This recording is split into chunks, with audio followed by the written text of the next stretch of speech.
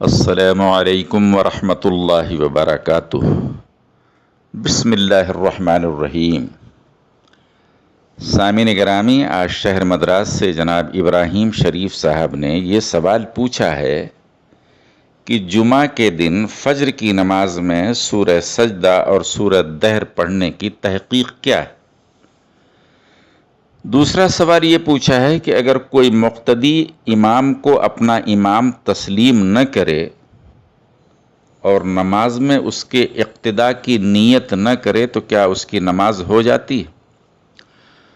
اللہ سبحانہ و تعالیٰ سے مدد و استعانت طلب کرتے ہوئے میں ان دونوں سوالوں کا جواب آپ حضرات کی خدمت میں عرض کر رہا ہوں۔ اللہ سبحانہ و تعالیٰ مجھے حق بات کہنے کی اور ہم سب کو حق پر چلنے کی توفیق عطا کرے۔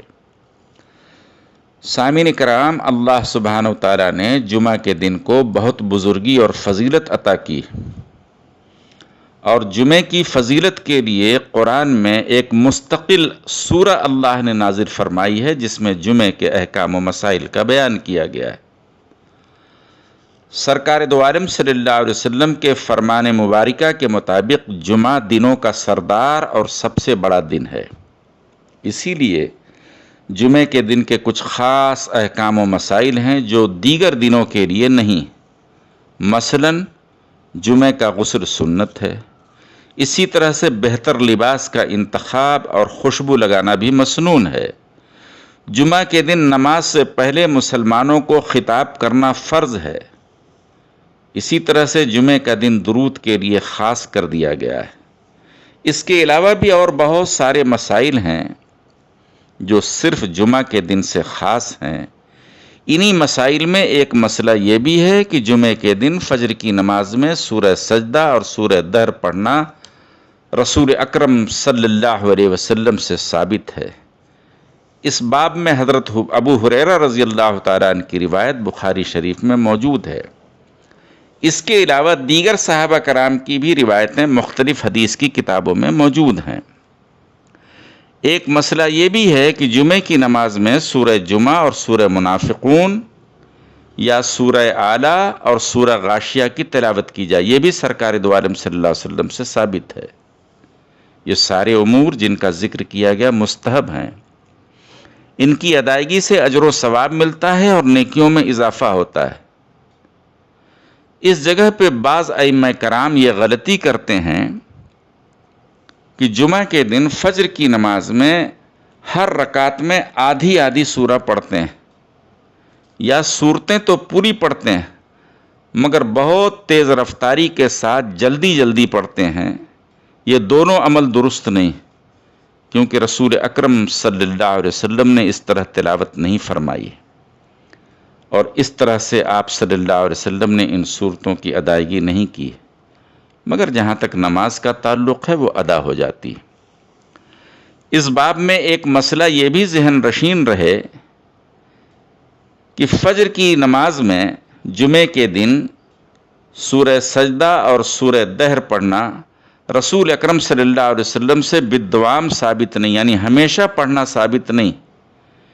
اس لیے مسئلہ یہ ہے کہ اکثر پڑھیں اور کبھی کبھار ان دونوں صورتوں کی تلاوت ترک بھی کر دیں اور ان کے بدلے میں کوئی دوسری صورت یا قرآن کے کسی اور مقام سے کچھ تلاوت کر لیں، کیونکہ فقہائے کرام فرماتے ہیں کہ جمعہ کے دن فجر کی نماز کے لیے ان دونوں صورتوں کو ہمیشہ کے لیے خاص کر لینا اور اس کے خلاف تلاوت کو غلط اور قابل مذمت سمجھنا مکروہ ہے۔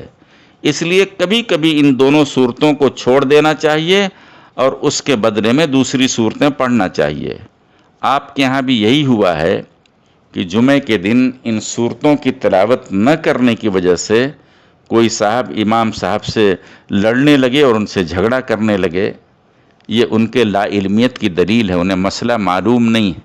اس زمانے کا ایک بڑا المیہ یہ ہے کہ جو دین و شریعت کے بارے میں کچھ بھی نہیں جانتا وہ دین کے بارے میں ضرور کچھ کلام کرتا ہے، وہ اپنی زبان کھولتا، یہ بہت بڑا گناہ ہے۔ انہیں چاہیے تھا کہ پہلے مسئلہ کسی عالم سے دریافت فرماتے اور اس کے بعد امام صاحب سے چپکے سے کہتے، کسی کے سامنے ان کی عزت اتارنا، انہیں ذلیل کرنا، یہ چیز سخت گناہ ہے۔ یاد رکھیے، اگر کوئی انسان اپنے امام کی عزت نہیں کرے گا تو اس معاشرے کے کسی انسان کو عزت نصیب نہیں ہوگی۔ امام کی عزت میں ہی ہماری عزت ہے۔ آپ کے دوسرے سوال کا جواب یہ ہے کہ اگر کوئی مقتدی امام کو امام تسلیم نہ کرے اور اقتداء کی نیت ہی نماز میں نہ کرے تو اس کی وہ نماز ادا نہیں ہوگی جو اس نے امام کے پیچھے پڑھی ہے۔ واللہ عالم۔ اللہ سبحانہ و تعالی ہم سب کے ساتھ رحم و کرم کا معاملہ فرمائے، صحیح مسائل سیکھ کر اس پر عمل کرنے کی توفیق عطا فرمائے۔ دنیا میں جب تک رہیں اللہ سبحانہ و تعالی ایمان کی دولت سے ہمارا قلوب مالا مال رکھے اور ہم سب کا خاتمہ ایمان پر ہو۔ آمین یا رب العالمین۔